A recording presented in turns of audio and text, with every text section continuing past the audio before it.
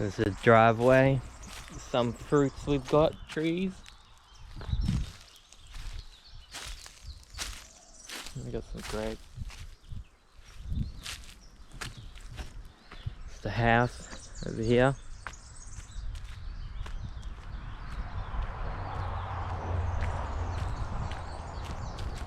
It's where we eat our food. The kitchen there on the right side window.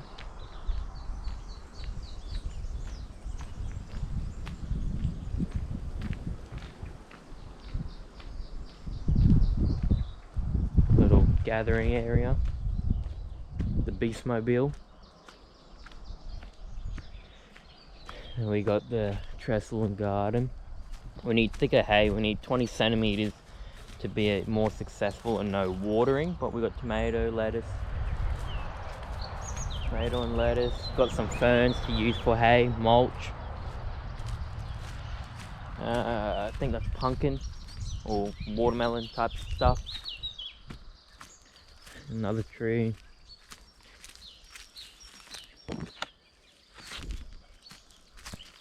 Garden here.